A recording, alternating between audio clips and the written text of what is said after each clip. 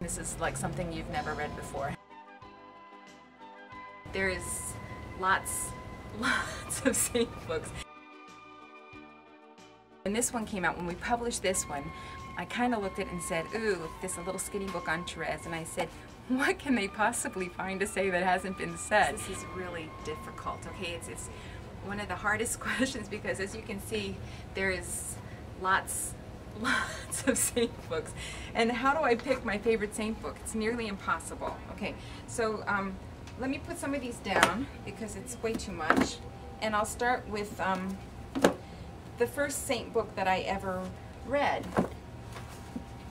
Actually, the first saint book I read is no longer available. It was called The Scarlet Lily, and it was the life of Mary Magdalene, which was a little sappy, but it really did the trick for me. I was only like 12 or 13, and I fell in love with saints after that.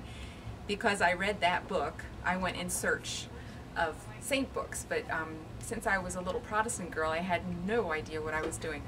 I went to the public library, and Christina and I looked up whatever had ST in front of it, which was limited to St. Joan of Arc, you know, some of the obvious saints, St. Francis of Assisi.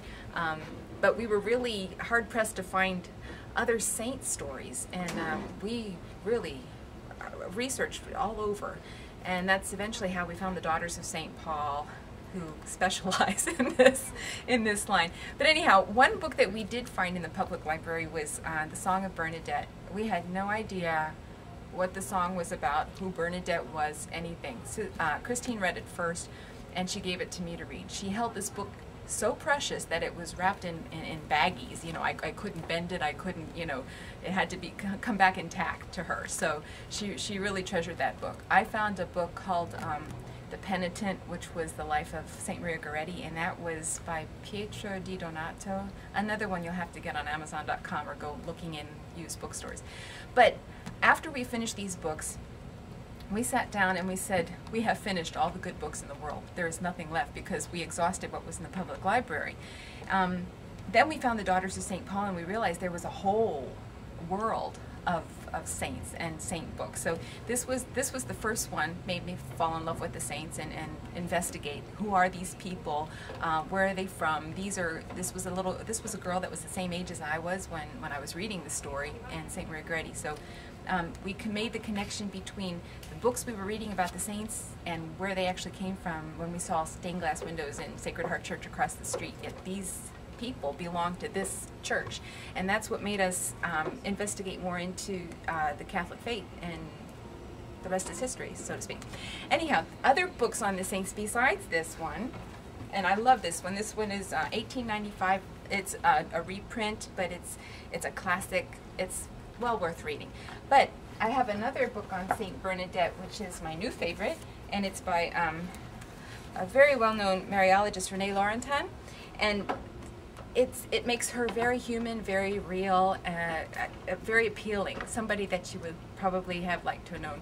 And it's full of photographs. It's full of pictures and photographs that I don't know where they got them from, but you rarely see photographs of Bernadette. This one is just chock full of them. So for people who are familiar with Bernadette's story, this is not like a duplication. This is like something you've never read before. It has a lot of her own dialogue in it. It's not a novelized format. It's actual, but it's so engaging. It's really worth reading. Then, I'm sorry, I'm a little distracted because there's no way I can really tell you all about the saint books that are available. You'll just have to call us. There's one for people that are starting off with saints, or if you know young people that aren't introduced to the saints yet and you would like to get them interested. This is called Saints, A Year in Faith and Art. And actually what I think it is, it's like a holy card for every day of the year. It's every single page has a picture of a saint. I would get it just for the artwork. It's fabulous, but it has a short biography of each of the saints along with the picture. So I think it's a wonderful introduction, short, concise, to the point, but it'll get their interest, it'll pique their interest. Then if you have young people who are more readers, there's a really nice book called 57 Stories of Saints that has been around years. But again, a book like that is what you call classic. It never goes out of style or out of season. It's been updated with you know, some recent saints. It's so well written. It's they could almost be, I don't know, short stories about the saints, radio talks, lots of dialogue. It's great for kids that are doing reports at school, or you just, again, you want to get them interested in the saints.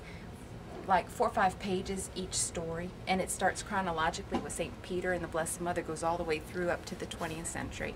So this is a great little book too. $16.95, makes a beautiful Christmas gift, confirmation gift, first communion. I mean, just to get the kids interested. Then we have a whole series called Encounter the Saints. There's about 22 in the series, and this one is one of our more recent ones.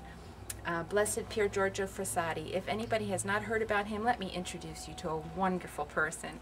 He's actually, we have one for grown-ups too, with pictures.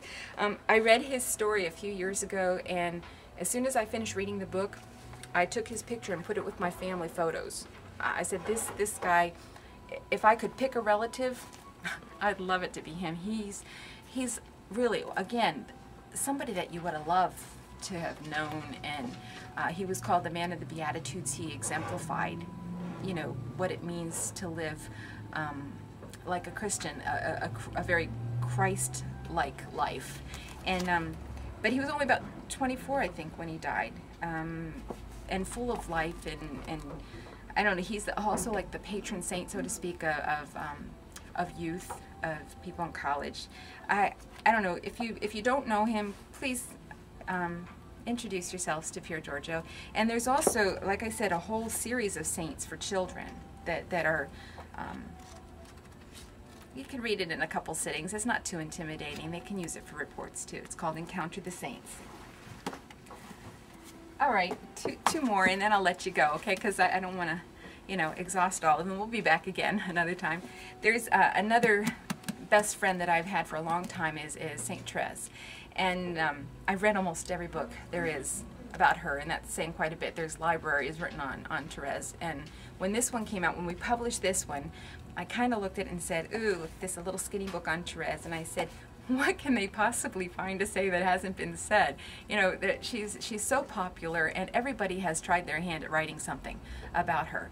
So I read it nonetheless. I sat down in chapel and I said, okay, well, let's see what it's about. And afterwards I said, now I remember why I liked her so much. You know, everything that I liked about her is in this book. It's called Holy Daring, and that kind of says it all. It's a small little book. If you know people that love Therese, this is something you can give to them. Even though they have a library full of books, trust me, they don't have this one. This one is, it's a new take on it. But again, just why is she so special? Why? Because this is what she exemplifies. You know, that attitude of holy daring before God, which is something that all of us can learn from. One last one. And this is a series that when I was explaining to Strand, there's so many books to pick from, but if I had my choice, and there was 2 books about a saint, and one was dry history and one was a novel. Sorry, this is true confessions. I would probably pick the novel because I want to be engaged. I want to be drawn into the story. And there's one author, his name is Louis de Wohl, who has been around for years, and these are reprints, but really excellent books. He writes the life of the saint. It's a historical novel, so it's based on fact, but it's written in a style that you could sit down and just not put the book down. It's so good. It's so well written. Versus a dry history, I'd take this any day. But he has a whole series. He has St. Augustine, St. Benedict, St. Catherine of Siena, St. Francis of Assisi, Thomas Aquinas. There's a series of about maybe 7 or 8. St. Francis Xavier. Set all afire. See, I told you I wasn't going to pull anything else out, but there's all kind. They're wonderful books, and again, people that can't get into the dry history part of it, if you want something that's really, really good, please try, at least start people out with this. You know, get them interested. And actually stop in next time, and I'll show you some more.